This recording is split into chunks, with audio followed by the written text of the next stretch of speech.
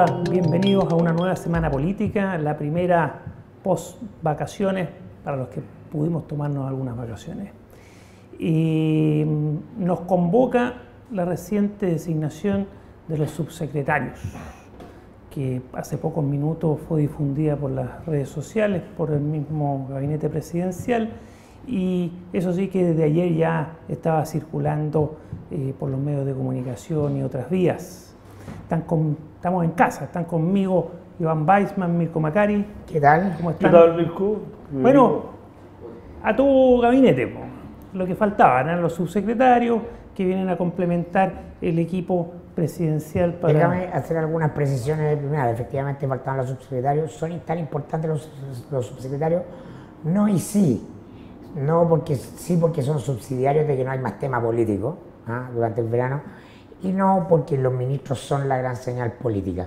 Ahora, sí son importantes en la medida en que, tú sabes muy bien, en derecho administrativo, el subsecretario es el jefe del ministerio. El jefe del servicio, en la práctica, perfecto, todo lo administrativo. El que lleva el ministerio día a día. Entonces maneja muchas letras chicas, maneja muchos nombramientos, maneja recursos, responsabilidades que tiene que ver con los aparatos que en algunos casos son ministerios gigantes como salud, como educación, por ejemplo, como Hacienda, etc.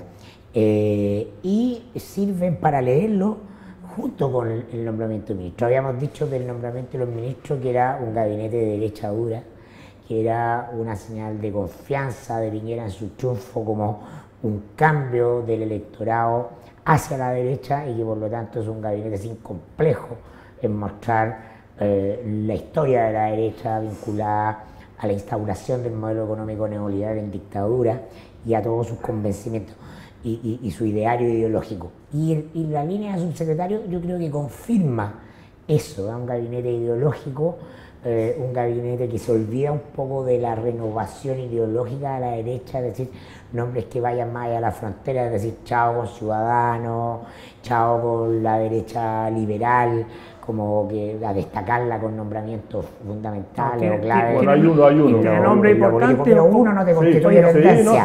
Sí. Estamos hablando de Juan José no de Osa un nombre, Justicia, no estamos claramente hablando un de hombre un liberal. nombre, estamos hablando de la lectura. Cristian Larroulet instala 14 subsecretarios de él.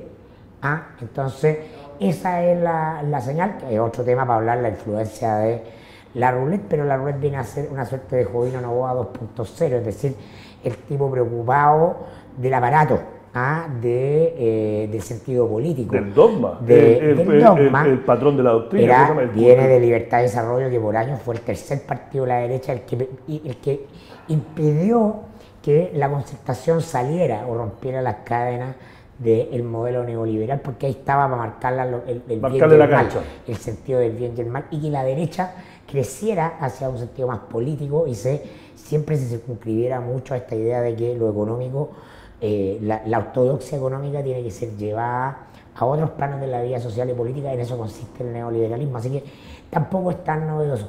Quedan nombramientos, incluso algunos más importantes que subsecretarios, por supuesto, presidente del directorio TVN, Codelco, Banco Estado. Entonces, no son pocos los nombramientos de entidades clave autónomas, por así decirlo, en el Estado, que sí son políticamente muy relevantes. Intendentes y gobernadores, que es toda la red territorial política, ¿no? Pero antes, perdón, del enfoque de Mirko, que me parece muy un aporte, el rol de Larroulet, a mí me llamó la atención dos elementos que son más generales, antes de empezar con lo particular, porque en lo particular yo coincido en general, pero hay algunas cosas matices que no coinciden, pero en lo general coincido con tu análisis. También en lo general, como decía, gente joven. Es bueno, eso es lo que yo iba a decir, creo que gente joven pero por el otro lado, pocas mujeres. Muy pocas mujeres en relación con hombres, lo cual te da como un contrapunto, ¿no? Le da la renovación, pero por otro lado... Pero gente joven que responde a la renovación de la derecha o que son parte del establishment. Bueno, eso es tiempo. Esa es la pregunta, por eso digo, hay 14 de la ruleta, muchos jóvenes. Cuando tú eres joven y no tienes experiencia política, necesitas un padrino en política. Bueno, pero porque están los ministros y están los padrinos. El secretario Villa no necesita padrino. tiene peso propio. El subsecretario Alvarado tiene peso propio. Está bien, por eso, pero yo quería decir, primero se le puede pegar, oye, no renovó políticamente, pero sí renovó etariamente. El tiempo dirá hacia dónde va, pero en los puestos claves vuelve a su zona de confort. Huilla, Alvarado. En Hacienda viene un tipo que trabajó, bueno, el equipo económico lo domina completamente Felipe Larraín, no hay ninguna duda, es Clape SUC, que fue el think tank que él creó no al salir de la moneda, que está asociado con la Católica, está el que está, su segundo de Hacienda, es una persona que es sobrino liberal, entre comillas, de Jaime Guzmán, él trabajó ya en Hacienda, en su primer paso, es abogado, no es economista. Liberal es pro aborto. Él fue que salió a... Es pro aborto, ¿no? Porque él dice que es liberal. No, entre comillas. Liberal para no ser liberal, que basta de manosear conceptos. Pero liberal para la derecha. Yo lo puse entre comillas, si querés pelear, peleémonos. Pero él fue el que salió... al televidente. ¿Te acuerdas de tú que él se fue a pelear con su tía por el tema de la muerte de su tía, salió en el Mercurio? Entre comillas, es visto, no me voy a poner yo a defenderlo. Te estoy diciendo lo que dice el derecho. Tú después das tu argumento y di que el tipo es fascista. Yo lo puse entre comillas, es visto dentro de la derecha el sobrino liberal dentro de la... Entre comillas, la definición de liberal, podemos tener otro gran debate acá y traer a filósofos.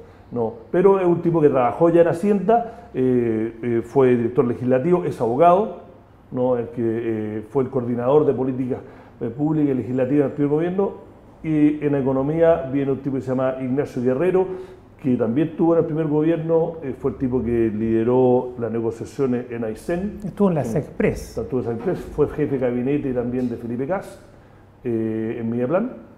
Y es hermano de Mónica Guerrero, trabajó también en Nexo, en la agencia de comunicaciones de la segunda señora de Bernardo Mate, el viejo, no Bernardo Larraín Mate, Bernardo Mate. Bernardo Mate Larraín. Bernardo Mate Larraín.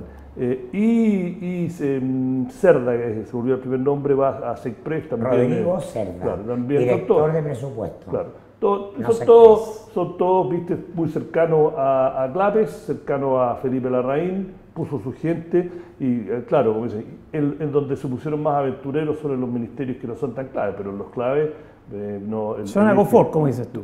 Ahora, la que no sé quién viene... El secretario del Trabajo también en la ruleta. No, la ruleta abiertamente fue por su evento. Entonces, y lo que por lo menos en la hora de que salieron los nombres y anoche había mucha curiosidad, yo la verdad que no sé mucho de quién es la persona que iba a ser la subsecretaria de Moreno. El subsecretario de Hacienda es secretario hasta hoy de la Asociación Nacional de la Prensa, la entidad que reúne a todos los diarios impresos de Chile y que dominan el Mercurio y la Tercera. Entonces, ojo, ahí también hay redes fácticas de la derecha que entienden muy bien personajes como la Roulette, como los que han parado en esto, los Chávez. Esa Roulette, el director en la sombra del Mercurio. Los Alamán, los que... Claro, la derecha tiene esa habilidad en Chile de tener en política redes que en el mundo privado funcionan fácticamente. Claro. Directorios de empresas, la prensa, los think tanks ideológicos, los más ideológicos, pero no hay nadie, por ejemplo, de los nuevos think tanks, del grupo de Mansur, no hay nada. No, y muy pocos del Instituto de Libertad de Redes, ¿no? Sí, el Libertad de Desarrollo y Clapes. Y Evópoli también quedó con su... Bueno, creo que el jefe de gabinete era Evópoli, el que era el jefe de gabinete de Gas, Ignacio Guerrero. Creo que en su momento o pololeó con Evópoli. Pero, ¿cómo quedan en términos generales? Porque esto se va viendo en el camino, queda mucho por avanzar dentro de los matices. Pero en términos generales, los tres Panzer que tiene Piñera en su gobierno, en el que va a ser su gobierno, que son Alfredo Moreno, Andrés Chadwick y Felipe Larraín, yo diría que es un Panzer más pequeño, pero es un líder sectorial. Sectorial, eso sí, pero entonces Alfredo Moreno, Chadwick, por supuesto, y en el segundo piso la Roulette, que está cada día más más activo, más grande como figura. ¿Cómo quedan entre ellos? Porque ahí se van a coser abajo. Vamos a ver. Ya hay rumores de que... O sea, lo que me queda claro es que el ministro más joven del gabinete está de vacaciones en el nombramiento de un subsecretario.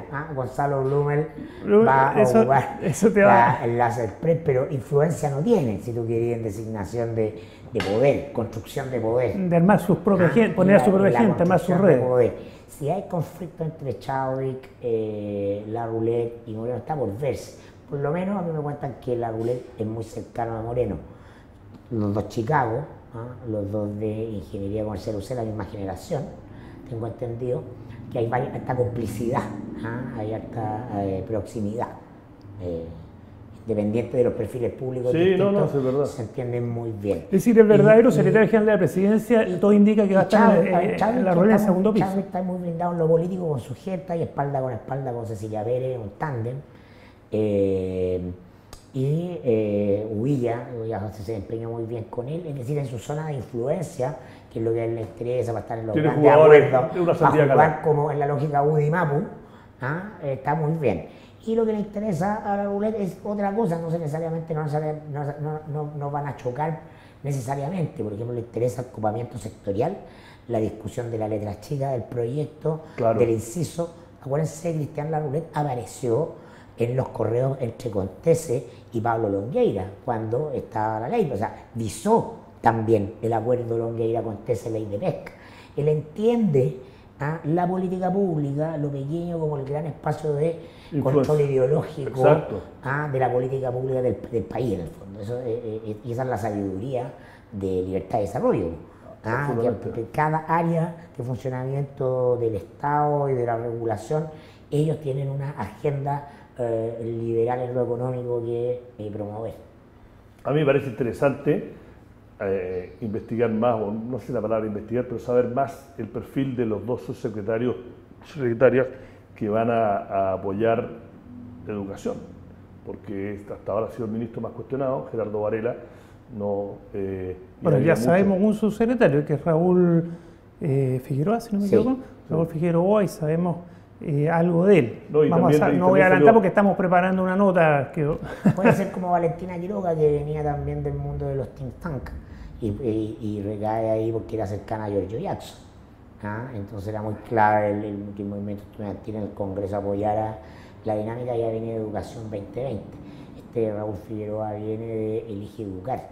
Sin embargo, un hombre que tanto la RN como la UDI fue el nombre que propusieron para ministro. Entonces un experto sectorial. Eso no significa pero que son dos secretarios, la otra es una mujer. Pero el otro, la de párvulo, ¿no? Pero eso es menor. No sé tampoco, todavía no sabemos. Hasta desde como hemos visto hasta ahora. Si uno bueno, cuando el caos haga una nota sobre educación parvularia va a ser importante, pero todavía no lo veo. Yo creo que es importante, dado de que todo lo que ha dicho, lo poco que ha dicho Varela desde que asumió, desde que lo nombraron, perdón, es que el foco de él va a ser implementar las leyes que están, pero poner todos los recursos en los primeros 5 años de vida. Y ahí está educación parvularia. Y eso es algo que se viene diciendo hace mucho y no se ha hecho suficientemente, que es la verdadera inversión en educación, la fuerte debería hacerse a nivel de párvulo, veamos si es cierto. Bueno, yo creo que eso. Y después el otro importante, porque por lo que mencionó Mirko, creo que es importante ver lo que se viene, los ministros que van a estar, porque si uno le cree también lo que han dicho los nombrados, ya este fin de semana el ministro de Economía nombrado, José Ramón, dijo que van a mirar de nuevo la ley de pesca. ¿Quién va a estar metido en esa? Obviamente sabemos que la Larroulet va a estar metiéndole el ojo del segundo piso, pero ¿quién va a estar ahí? Claro, o sea, Valente es hombre de la Larroulet, juega en el cancha ideológica. Es doctrinario. Sí, obvio, doctrinario. Sí. Entonces, a ver quién va a estar metido en eso. El CERNAC, vamos a ver cómo va a ser interesante ver desde el punto de vista de idea de político, porque ¿qué pasa si, dado lo que pasó con el Tribunal Constitucional con el CERNAC, qué nueva cara le van a dar a ese proyecto de ley? Si va a empezar de cero, tú sabes más desde el punto de vista abogado, pero ¿qué pasa? Osa, que fue el que da la cabeza de cómo se empezó a formar y que sugirió muchas de las cosas que estuvieron en este proyecto de ley, que acogió el gobierno Bachelet, ¿se va a meter él de gastar en justicia? Bueno, él fue...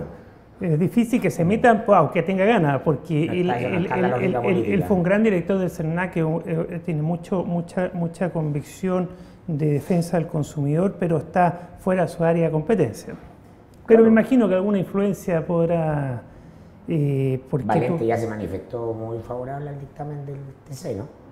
No sé lo que dijo, la verdad, me inventaría. Sé que habló. Lo escuché yo en la radio. Lo dijo ya. No, yo estaba de vacaciones, así que estoy fuera en eso, pero yo creo que eso va a ser, tú tienes razón, uno de los temas, porque es un tema que no es solo de economía, es un tema que cruza... ¿Un tema político? Claro, que cruza la política chilena, cómo defender o no defender a los consumidores, que tiene que ver con el funcionamiento de los mercados. Sí, es muy interesante como marco general lo siguiente. Hay un pequeño hecho que es la promoción de un acto de bienvenida masivo a Sebastián Piñera en La Moneda. Se llama Ven a celebrar tiempos mejores. Es decir, la derecha está apostando a un acto de masa.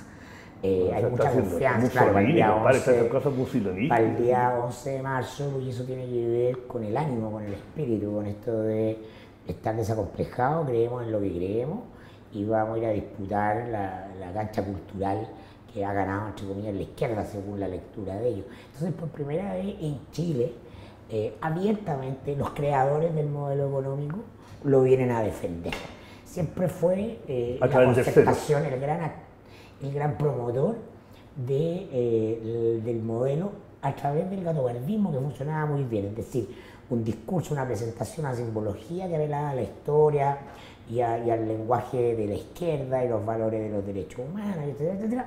Y por otro lado, en la práctica política de derecha. Entonces, esa ambigüedad desconcierta, entonces eso te paraliza, porque la mente funciona cuando sabe, no cuando no sabe.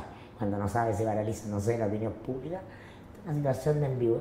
Y ahora, abiertamente, a rostro descubierto, la derecha que fundó el modelo viene a defender el modelo en un momento en que el modelo aparecía impugnado por el movimiento estudiantil, después por el gobierno de Bachelet, y la sensación de los autores del modelo y de la élite en general es de confianza de que eso fue derrotado, de que es pasado, que está en el suelo y que pueden impulsar el modelo sin complejo y abiertamente.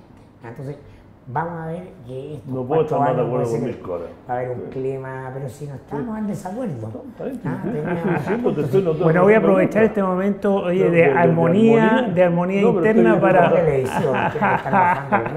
No, pero yo estoy en la lectura que hace Mirko, creo que... Algo en el tintero. Ahora, para que nos... Lo que sabemos todos de la política es que la política tiene la capacidad... la realidad a veces tiene la capacidad de arruinarte tus sueños. Podemos tener un tremendo cagazo en marzo o abril y todos estos sueños de esta vehemencia con que vuelve la derecha al poder se acaba y las prioridades cambian. Le pasó con el terremoto a Piñera y el movimiento estudiantil. Esa actitud se agradece porque te genera apertura. Están todas las cartas encima de la mesa. Yo creo que la mejor actitud para gobernar es ir de frente. Y yo te compro que en ese sentido Piñera tiene un punto. Uno podrá dudar del clima que eso genere, pero por lo menos una apuesta tiene un riesgo y eso tiene un valor. Eso tiene un valor en política. Bueno, tenemos gabinete completo, faltan algunos nombres importantes, como toda la red territorial de gobierno, algunos puestos importantes en empresas públicas relevantes, pero tenemos ya gabinete, ministros, subsecretarios, ya está el corazón. Falta que asuman y ejerzan. Nos vemos la próxima semana. Gracias, Mirko. Gracias, Iván. Si pasa algo extraordinario, vamos a hacer una... Los que nos están preguntando que en este programa también... 1 de marzo. Yo había entendido que era el... ¿Qué cosa? No, yo tenía entendido que era el 26, pero bueno, me equivoco. ¿Qué cosa? No te... La radio. Que mucha gente empezó a preguntar. Mostraron la clave parte 1 de marzo. Sí, gracias, Mirko. Nos vemos. Chao.